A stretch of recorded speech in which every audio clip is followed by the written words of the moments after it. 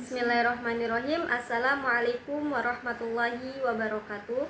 Perkenalkan, nama saya Nur Aziza dengan NIM 23121016 Saya dari kelas PAI 4E ingin menjelaskan materi tentang desain kurikulum, yang dimana mata kuliah dari pengembangan kurikulum. Dosen pengampu yaitu Ibu Dr. Helna Nelis MPD. Mari kita simak videonya. Sebelumnya, saya akan menjelaskan pengertian mengenai desain dan kurikulum. Desain berasal dari bahasa Inggris, yaitu design, yang berarti rancangan atau rupa. Dari kata desain muncullah kata desain yang berarti mencipta, memikir, atau merancang. Sedangkan secara etimologis, istilah kurikulum berasal dari bahasa Yunani, yaitu kurir yang berarti pelari dan kurere yang berarti tempat berpacu.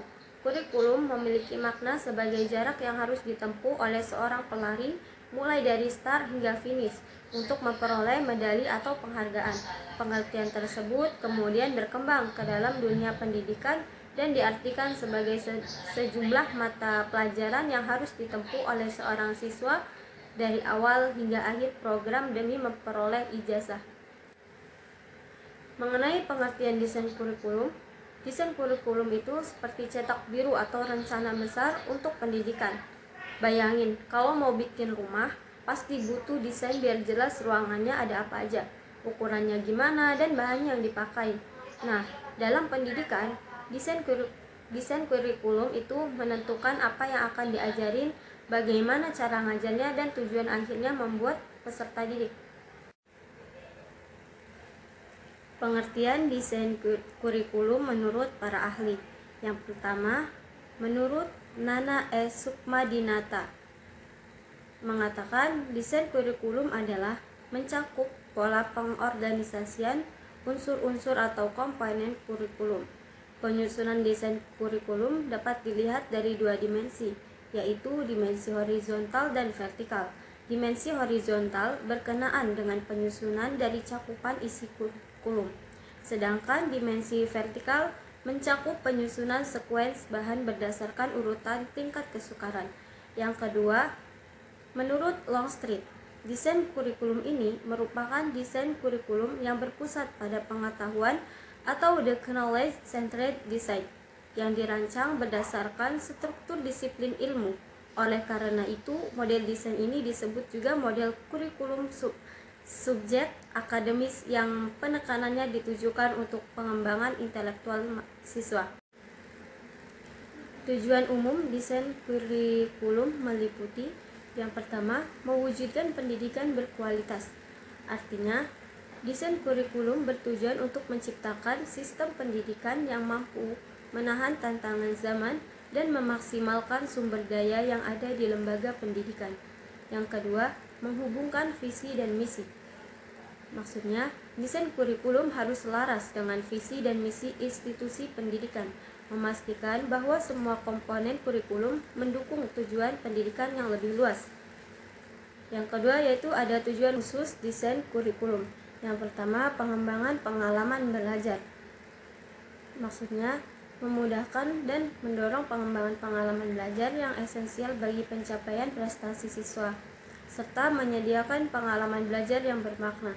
Yang kedua, penyesuaian dengan kebutuhan siswa. Dalam artian, desain harus memungkinkan guru untuk menyesuaikan pengalaman belajar sesuai dengan kebutuhan, kapasitas, dan tingkat kematangan siswa. Yang ketiga, yaitu ada evaluasi dan umpan balik. Maksudnya, mengintegrasikan proses evaluasi untuk memberikan umpan balik yang berguna dalam perbaikan sinkronisasi, menjadikannya alat untuk menilai keberhasilan pendidikan. Desain kurikulum memiliki berbagai manfaat. Yang pertama, relevansi dan orientasi siswa. Jadi, desain kurikulum yang baik memastikan bahwa materi yang diajarkan relevan dengan kebutuhan dan karakteristik siswa. Hal ini membantu menciptakan pengalaman belajar yang lebih bermakna dan efektif, memungkinkan siswa mencapai potensi penuh mereka. Yang kedua, peningkatan kualitas pembelajaran, yaitu Dengan merancang komponen kurikulum yang tepat, desain kurikulum dapat meningkatkan proses belajar mengajar. Ini juga termasuk pemilihan metode pengajaran yang efektif dan integrasi teknologi yang sesuai, sehingga memudahkan guru dalam menyampaikan materi. Yang ketiga, yaitu pengembangan karakter dan nilai. Desain kurikulum juga ikut serta dalam menumbuhkan watak, kepribadian, dan nilai-nilai demokrasi di kalangan siswa. Ini juga sangat penting untuk membantu individu yang tidak hanya cerdas secara akademis tetapi juga memiliki karakter yang baik. Yang keempat, penyesuaian dengan kebutuhan siswa. Maksudnya, desain kurikulum memungkinkan guru untuk menyesuaikan pengalaman belajar dengan kebutuhan, kapasitas, dan tingkat kematangan siswa. Ini juga membantu menciptakan lingkungan belajar yang inklusif dan responsif terhadap perbedaan individu. Yang kelima, evaluasi dan umpan balik. Jadi maksudnya yaitu proses desain mencakup evaluasi berkelanjutan yang memberikan umpan balik untuk perbaikan kurikulum. Hal ini memastikan bahwa kurikulum tetap relevan dan efektif dalam mencapai tujuan pendidikan. Ciri-ciri desain kurikulum meliputi 1. Berbasis kebutuhan peserta didik, yaitu desain kurikulum harus memperhatikan kebutuhan dan minat peserta didik, sehingga struktur kurikulum dapat disesuaikan untuk memfasilitasi pengalaman belajar yang bermakna. Yang kedua, komponen yang terintegrasi. Maksudnya yaitu desain kurikulum terdiri dari 4 komponen pokok, yaitu ada tujuan, mata pelajaran, materi organisasi terbuka, dan evaluasi. Keempat komponen ini saling terkait dan harus disusun secara harmonis. Ketiga, pengalaman belajar yang berkesinambungan. Jadi, kurikulum harus menyediakan pengalaman belajar yang berkesinambungan, memungkinkan siswa untuk merasakan pengalaman baru dengan pengetahuan sebelumnya. Yang keempat, fleksibilitas untuk mendidik, yaitu maksudnya desain harus memberikan ruang bagi guru untuk menyesuaikan pengalaman belajar dengan kebutuhan dan tingkat kematangan siswa, serta mempertimbangkan pengalaman luar sekolah yang relevan. Yang kelima, realistis dan layak. Jadi kurikulum perlu dirancang agar realistis dan dapat diterima oleh semua pihak yang terlibat, termasuk siswa, guru, dan institusi pendidikan. Desain kurikulum memiliki beberapa macam-macam. Yang pertama, desain kurikulum subjek akademik. Ini adalah tipe yang paling klasik, di mana pelajaran dibagi berdasarkan mata pelajaran kayak matematika, IPA, bahasa, dan lain-lain. Strukturnya cenderung kaku dan lebih fokus ke teori. Cocok untuk yang suka belajar konsep dasar secara mendalam. Yang kedua, desain kurikulum berbasis kompetensi. Fokusnya bukan sekedar tahu teori, tapi juga bisa mengaplikasi ilmu dalam kehidupan nyata. Misalnya, belajar bahasa bukan cuma buat hafal grammar, tapi biar bisa ngobrol lancar. Contohnya kayak kurikulum KKNI yang memastikan lulusan punya skill sesuai bidangnya. Yang ketiga, desain kurikulum berbasis integrasi. Ini adalah desain tipe kurikulum yang nyambungin berbagai pelajaran biar lebih masuk akal dan relevan sama kehidupan sehari-hari. Contohnya kurikulum tematik di SD, di mana satu tema bisa nyatuin pelajaran IPA, bahasa, dan IPS dalam satu topik yang menarik. Keempat, yaitu desain kurikulum berbasis pengalaman.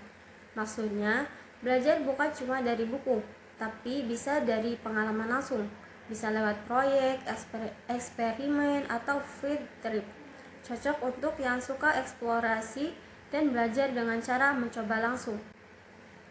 Yang kelima, yaitu desain kurikulum humanistik.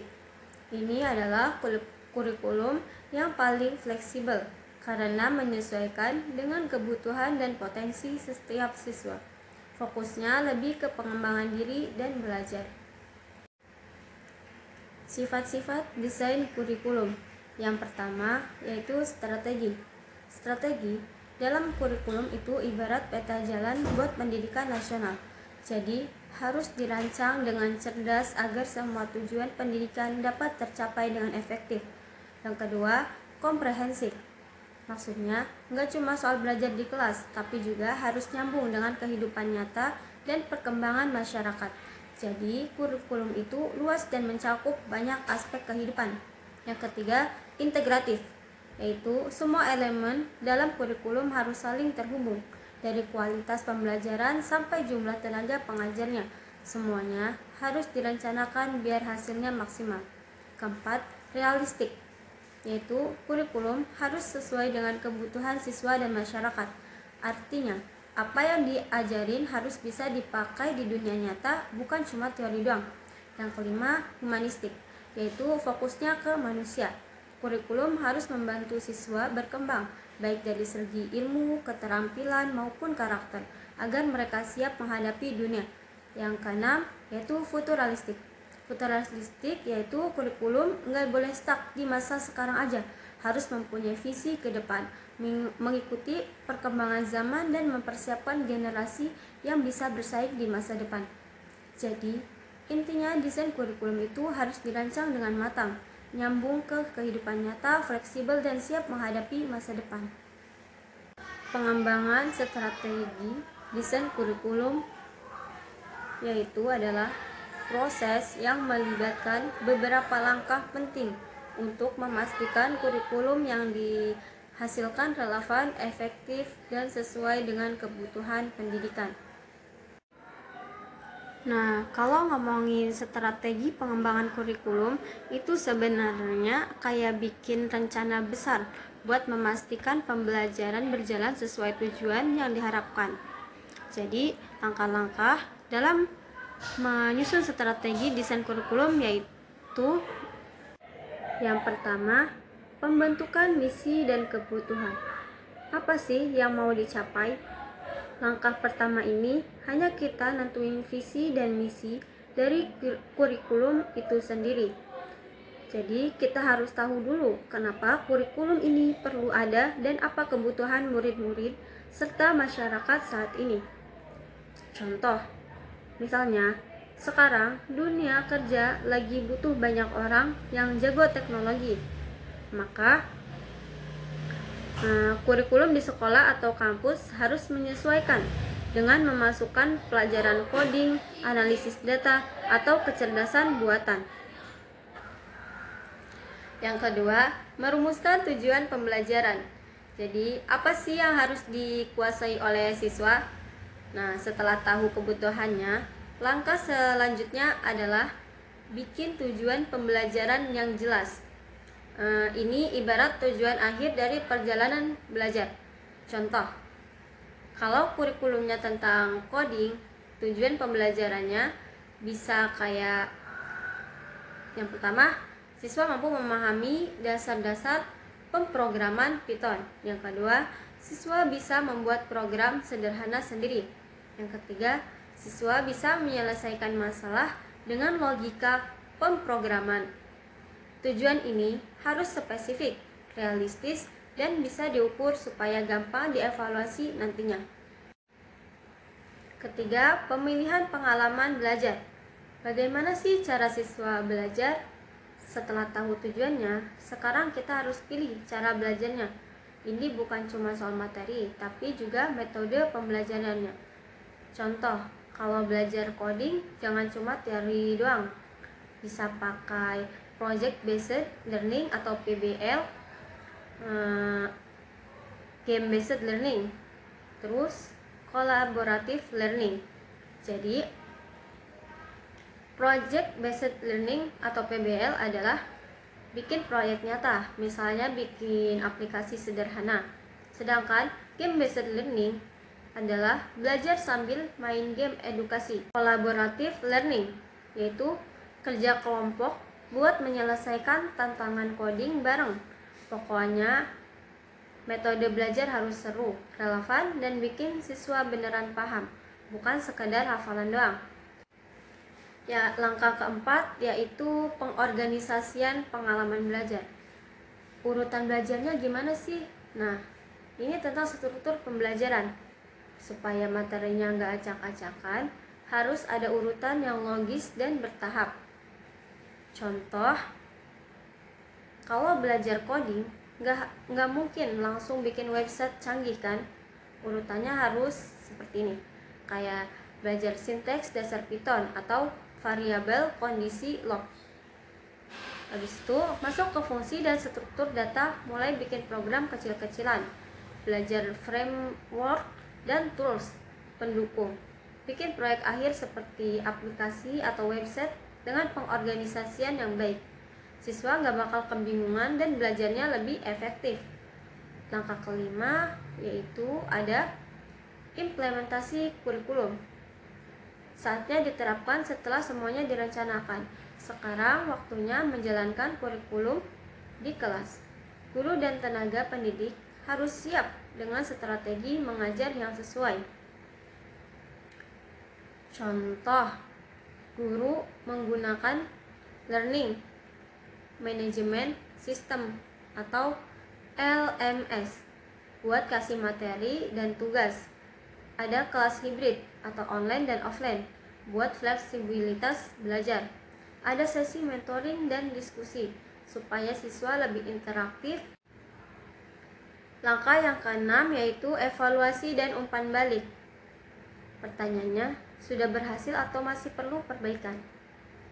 Nah, setelah kurikulumnya diterapkan, harus ada evaluasi buat tahu apa yang berhasil dan apa yang perlu diperbaiki. Contoh, evaluasi. Evaluasi siswa dari nilai ujian proyek atau partisipasi kelas. Evaluasi gurunya yaitu dari cara mengajar, keefektifan, metode, dan lain-lain. Umpan balik dari siswa dan orang tua, yaitu apakah kurikulumnya sudah sesuai kebutuhan mereka. Kalau ternyata banyak siswa yang masih kesulitan, mungkin perlu revisi, misalnya dengan menambah praktik atau menggunakan metode belajar yang lebih interaktif. Dapat disimpulkan materi tentang desain kurikulum. Jadi, desain kurikulum itu ibarat membuat rencana perjalanan untuk belajar. Harus jelas tujuannya, apa aja yang mau dipelajari, bagaimana cara belajarnya, dan hasil akhirnya kayak gimana. Kurikulum yang bagus itu fleksibel, relevan, dan membuat proses belajar jadi seru serta bermanfaat untuk masa depan. Jadi, intinya bukan sekedar daftar pelajaran, tapi juga strategi biar pembelajaran lebih efektif dan bermakna. Baiklah, itu saja penjelasan dari saya. Kurang lebihnya mohon maaf. Jika ada yang ingin bertanya, harap komen di bawah. Wabillahi taufiq wal hidayah. Wassalamualaikum warahmatullahi wabarakatuh.